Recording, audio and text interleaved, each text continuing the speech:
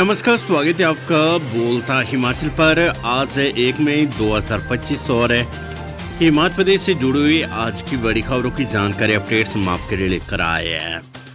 हमेशा की तरह आप इस वीडियो को लाइक कर दीजिएगा। चैनल पर नहीं जुड़े चैनल को आप सब्सक्राइब जरूर करें। पेश है आज की सबसे बड़ी खबरें।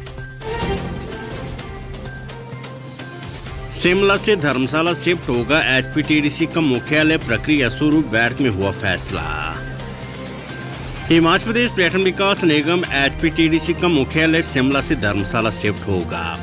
बुधवार को निगम के निदेशक मंडल की बैठक में निर्णय लिया गया है। बैठक के बाद निगम के अध्यक्ष रघुवीर सिंह बाली ने पत्रकार वार्ता में बताया कि बुधवार से मुख्यालय को कांगड़ा शिफ्ट करने की प्रक्रिया शुरू हो गई है। शिमला में जोनल कार्यालय रहेगा। बाली ने कहा है कि 1972 से एचपीटीडीसी का मुख्यालय शिमला में एक किराए के भवन में चल रहा है। इसको खाली करने के नोटिस आ रहे थे। मुख्यमंत्री सुक्खू के साथ इस पर चर्चा हुई, जिसके बाद इसे मंजूरी दी गई है। हिमाचल प्रदेश में सचिवालय स्तर पर 6 अधिकारी पदोन्नत। हिमाचल प्रदेश सचिवालय स्तर के 6 अधिकारियों को पदोन्नति मिली है। इसके तहत निशा कश्यप उप सचिव से संयुक्त सचिव पद पर पदोन्नत हुई है। इसके अलावा अनिल कुमार, नारायण सिंह, प्रदीप चौहान, डॉक्टर गोपाल कृष्ण और राजीव कुमार अनुभाग अधिकारी से अवर सचिव के पद पर पदोन्नत हुए हैं। कर्मचारियों के बीच कोई भेदभाव नहीं किया जा सकता, हिमाचल हाई कोर्ट है। हिमाचल प्रदेश हाईकोर्ट ने महत्वपूर्ण व्यवस्था देते हुए कहा है कि नियुक्ति की तारीखों के आधार पर समान स्थिति वाले कर्मचारियों के बीच कोई भेदभाव नहीं किया जा सकता। न्यायाधीश ज्योत्सना रिवाल्दो ने प्रदेश सरकार द्वारा नियुक्ति के आधार पर समान स्थिति वाले कर्मचारियों को संशोधित वेतनमान का लाभ न देने को भेदभावपूर्ण ठहराया। कोर्ट ने कहा है कि 3 जनवरी 2022 और 6 दिसंबर 2022 की अधिसूचनाओं के तहत स्वीकार्य वित्तीय लाभ प्रदान करने के उद्देश्य से याचिकाकर्ताओं को उनके अपने बैचमेट्स और जूनियर से अलग करने की कार्यवाही को स्वीकार नहीं किया जा सकता। अप्रैल में सेवानिवृत्त 1500 अधिकारी और कर्मचारी अग्रिम पेंशन लेने के हकदार, सीएम सुक्खू। राज्य सरकार ने बुधवार 30 अप्रैल को विभिन्न सरकारी विभागों से सेवानिवृत्त हुए करीब 1500 अधिकारी व कर्मचारियों को अग्रिम पेंशन कम्यूटेशन का लाभ देने का निर्णय लिया है। मुख्यमंत्री सुखविंदर सिंह सुक्खू के पास इस मामले की फाइल पहुंची थी, जिसके बाद ये निर्णय लिया गया है। उन्होंने पत्रकारों से अनौपचारिक बातचीत में कहा कि कम्यूटेशन के मामले में कैबिनेट सब कमेटी की बैठक हुई है और कैबिनेट सब कमेटी ने कुछ रिकमेंडेशंस की है और कम्यूटेशन के मामले में उनका कहना है कि सरकारी कर्मचारी जो 40% हम उनको पेंशन एडवांस देते हैं, उस पर भी हमें विचार करना चाहिए। तो मेरा मानना है कि मैं खुद सरकारी कर्मचारी का बेटा हूं, मैं भी जानता हूं कि कम्यूटेशन के मामले में जैसे कि आज तकरीबन 1500 कर्मचारी रिटायर हो रहे हैं। फैसला के लिए मेरे पास फाइल आई थी, तो मैं भी सोचता हूं कि अभी इस पर मेरे को और विचार करने की ज़रूरत है और विचार करने के बाद फिर कैबिनेट में जाएंगे।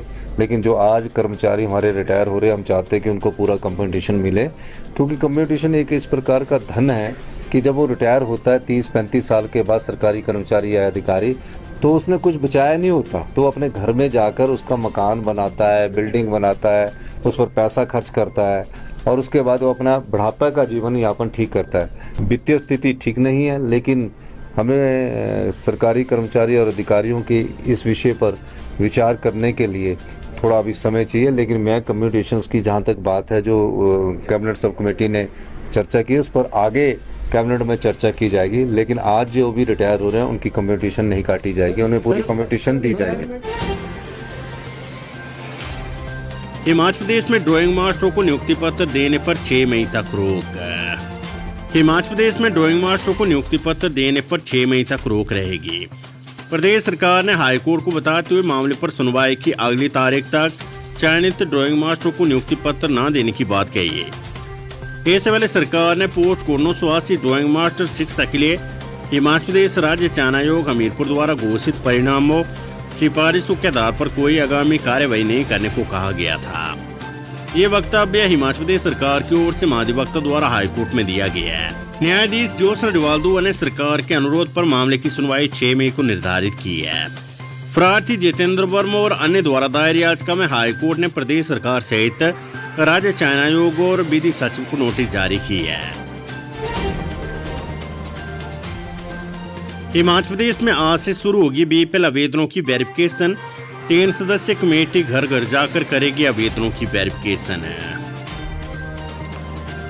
बीपीएल आवेदनों की वेरिफिकेशन 1 मई से शुरू हो जाएगी। प्रदेश में इस बार नए मापदंडों के आधार पर बीपीएल परिवारों की सूची तैयार की जाएगी। इसके लिए पंचायतों में 30 अप्रैल तक आवेदन जमा करने की तारीख तय की गई थी। निर्धारित अवधि तक प्राप्त आवेदनों की सूची तैयार की जाएगी। इसके बाद अब वेरिफिकेशन कमेटी बीपीएल सूची में नाम शामिल करने के लिए प्राप्त हुए आवेदनों को सर्वे करेगी। इसके लिए 3 सदस्यीय वेरिफिकेशन कमेटी 1 मई से घर घर जाकर आवेदनों की जांच करेगी। इस दौरान अगर कोई भी आवेदन तय मापदंडों पर खरा नहीं पाया जाता या फिर गलत जानकारी दिए जाने पर वेरिफिकेशन कमेटी अपने स्तर पर आवेदनों को रिजेक्ट कर सकती है। मापदंडों में सही पाए जाने वाले आवेदनों की सिफारिशों को ग्राम सभा की बैठक में रखा जाएगा। बीपीएल परिवारों के चयन के लिए होने वाली ग्राम सभा की पूरी कार्यवाही की वीडियोग्राफी होगी और इसकी व्यवस्था संबंधित पंचायत सचिव की तरफ से पंचायत समिति में उपलब्ध धन के तहत करनी होगी, जिसका रिकॉर्ड सुरक्षित रखा जाएगा। इसके लिए वीडियो को ग्राम सभा की बैठक आयोजित करने से पहले इस व्यवस्था को लागू करना होगा। इसी तरह से ग्राम सभा में कानून व्यवस्था भंग होने की आशंका को देखते हुए संबंधित एसडीएम सार्वजनिक व्यवस्था बनाए रखने के लिए पुलिस की सहायता भी प्रदान करेंगे। ग्राम सभा में बीपीएल परिवारों के चयन को लेकर एसडीएम की ओर से 3 सदस्यीय वेरिफिकेशन कमेटी गठित की गई है, जिसमें पंचायत सचिव, पटवारी और आंगनबाड़ी कार्यकर्ताओं को शामिल किया गया है। ये कमेटी आवेदनों की जांच और साथ लगे सपोर्टिंग डॉक्यूमेंट की वेरिफिकेशन करेगी। इस तरह से वेरिफिकेशन कमेटी की ओर से तैयार की जाने वाली सूची को 15 जून तक सार्वजनिक जांच के लिए ग्राम पंचायत के नोटिस बोर्ड पर प्रकाशित करना होगा, ताकि जुलाई माह में ग्राम सभा में मामले पर पारदर्शी रूप से चर्चा की जा सके। प्रदेश की पंचायतों में घर घर जाकर छानबीन करके वेरिफिकेशन कमेटी की ओर से जो सूची तैयार की जाएगी और कमेटी की इन सिफारिशों को ग्राम सभा की बैठकों में रखा जाएगा, जहां पर बीपीएल सूची पर अंतिम मोहर लगेगी। डिपो संचालकों को मिलेगी नई इंटरनेट सिम, उपभोक्ताओं को मिलेगा राशन। खाद्य नागरिक आपूर्ति विभाग जल्द ही प्रदेश के डिपो संचालकों को नई इंटरनेट सिम मुहैया करवाएगा। इसके लिए विभाग ने प्रक्रिया शुरू कर दी है और वहीं जिला स्तर पर डिपो संचालकों को नई सिम भी मुहैया करवाई जाएगी, जिसमें इंटरनेट स्पीड भी पहले से अधिक होगी। जिन स्थानों पर इंटरनेट स्पीड कम रहती है वहां वाईफाई सुविधा भी मुहैया करवाने का प्रयास विभाग करेगा। इसके लिए विभाग संबंधित कंपनियों से भी बैठक कर रहा है। इसके अतिरिक्त डिपो संचालकों को भी बैठक के लिए बुलाया जाएगा, जिसमें डिपो संचालकों की अन्य समस्याओं को भी जाना जाएगा। प्रदेश डिपो संचालक समिति ने 1 मई से डिपो में अपने मोबाइल इंटरनेट से पीओएस मशीनें न चलाने का निर्णय लिया है। वहीं जब मशीनें नहीं चलेंगी तो राशन आवंटित न करने की चेतावनी भी विभाग को जारी की है। विभाग अब नई सिम वाईफाई सुविधा देने की तैयारी कर रहा है, जिससे डिपो संचालकों को आंदोलन पर जाने की जरूरत नहीं होगी और डिपो में उपभोक्ताओं को समय पर राशन उपलब्ध होगा। डिपो संचालक समिति ने विभाग को चेतावनी दी है कि यदि उन्हें इंटरनेट सुविधा मुहैया नहीं करवाई जाती है तो जहां भी राशन नहीं देंगे तो वहीं नया लेकर दरवाजा भी खटखटाने से पीछे नहीं हटेंगे। डिपो संचालक समिति के अध्यक्ष अशोक कवि ने कहा है कि अभी डिपो संचालकों को वार्ता के लिए नहीं बुलाया गया है। आंदोलन वीरवार से शुरू कर दिया जाएगा और संचालक मशीन ने अपने इंटरनेट से ऑन नहीं करेंगे। यदि विभाग वार्ता के लिए बुलाता है और सिम मुहैया करवाता है तो ये आंदोलन खत्म होगा। पहलगांव मामले पर बयानबाजी को लेकर कांग्रेस प्रवक्ता से जयराम 2 मंत्रियों को पद से हटाने की उठाई मांग। नेता प्रतिपक्ष जयराम ठाकुर ने शिमला में पत्रकार वार्ता के दौरान कृषि मंत्री चंद्र कुमार और राजस्व मंत्री जगत सिंह नेगी को तुरंत पद से हटाए जाने की मांग की है। उन्होंने कहा कि जम्मू कश्मीर के पहलगांव की घटना के बाद जिस तरह की भाषा का प्रयोग दोनों मंत्रियों ने किया है वे राष्ट्रीय भावना के अनुरूप नहीं है। उन्होंने कहा कि कांग्रेस नेतृत्व को स्पष्ट करना चाहिए कि देश की सुरक्षा एवं सेना से जुड़े विषयों पर ऐसी टिप्पणियां करने के लिए उनको किसने अधिकृत की है। सीएम सुक्खू ने लगाया आरोप, बोले जब देश शोक में डूबा था तो नाच गाना कर रहे थे जयराम ठाकुर। मुख्यमंत्री सुखविंदर सिंह सुक्खू ने आरोप लगाया कि जम्मू कश्मीर के पहलगांव में निर्दोष पर्यटकों की नृशंस हत्या के बाद जब पूरा देश शोक में डूबा था तो जयराम ठाकुर नाच गाना कर रहे थे। उन्होंने कहा कि नेता प्रतिपक्ष को दूसरों पर टिप्पणी करने से पहले सोचना चाहिए उन्होंने कहा कि नेता प्रतिपक्ष उस राष्ट्रवादी विचारधारा वाली कांग्रेस पार्टी पर उंगली उठा रहे हैं जिसने 2 प्रधानमंत्री और 1 मुख्यमंत्री को देश के लिए कुर्बान किया।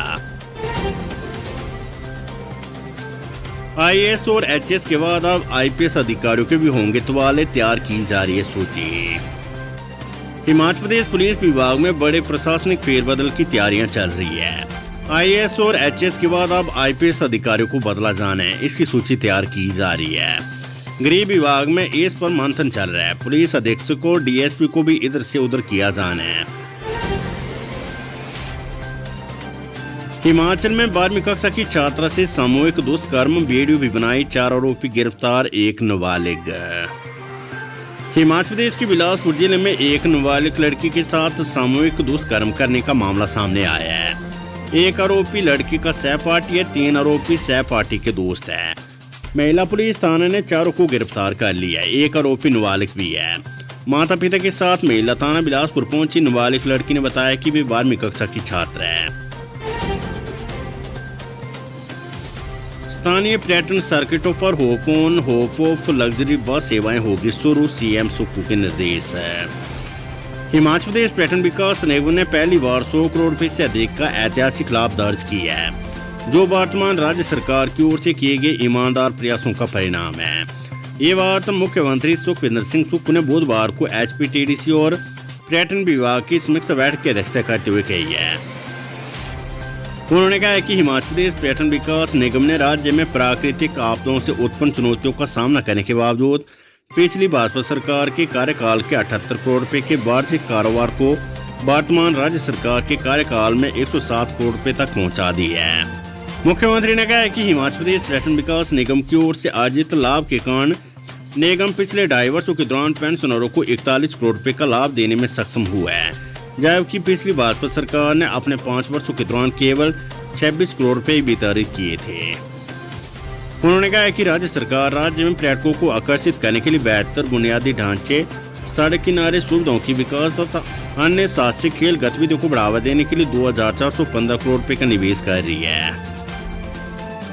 उन्होंने पर्यटन विभाग को स्थानीय लोगों को भोजन बैन उपलब्ध कराने तथा राज्य में स्थानीय पर्यटन मार्गों पर होप ऑफ लग्जरी बस सेवा शुरू करने के निर्देश दिए हैं।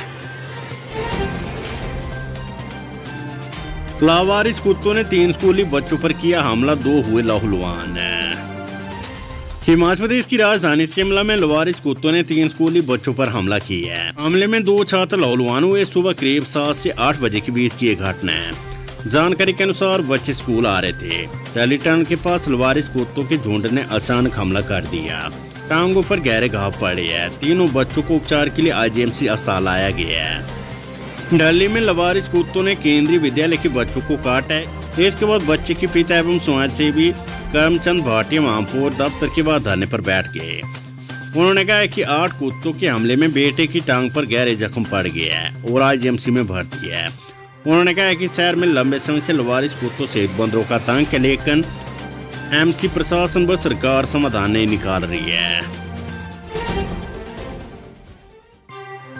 एचपीयू ने पीजी कोर्सेज में दाखिले के लिए ऑनलाइन आवेदन की तिथि बढ़ाई, अब 5 मई तक करे अप्लाई। हिमाचल प्रदेश विश्वविद्यालय ने प्रवेश परीक्षा के माध्यम से स्नातकोत्तर पीजी कोर्सेज में दाखिले के लिए ऑनलाइन आवेदन की तिथि बढ़ा दी है। अब उम्मीदवार एंट्रेंस टेस्ट बेस्ड कोर्सेज में दाखिले के लिए ऑनलाइन आवेदन 5 मई तक कर सकते हैं। ऐसे में जिन उम्मीदवारों ने अभी तक प्रवेश परीक्षा में बैठने के लिए आवेदन नहीं किया है, वे 5 मई तक ऑनलाइन आवेदन कर सकते हैं। Weather update. हिमाचल में अगले 6 दिनों तक मौसम खराब रहने की संभावना, अंदर चलने का भी अलर्ट है। हिमाचल प्रदेश में अगले 6 दिनों तक मौसम खराब रहने की संभावना है। मौसम विज्ञान केंद्र शिमला ने पूर्वानुमान जारी करते हुए बताया कि पश्चिमी विक्षोभ के सक्रिय होने के कारण राज्य के कई हिस्सों में बारिश और ऊंची चोटियों पर हल्की बर्फबारी हो सकती है। इसके साथ ही कुछ भागों में अंदर चलने का भी अलर्ट जारी किया गया है। मौसम विभाग के अनुसार 1 मई से 3 मई के बीच मध्य और निचले पहाड़ी क्षेत्रों के साथ साथ ऊंची पहाड़ियों पर भी कुछ स्थानों पर हल्की से मध्यम बारिश की संभावना है। 4 मई को प्रदेश के अधिकांश हिस्सों में हल्की से मध्यम बारिश होने का अनुमान है।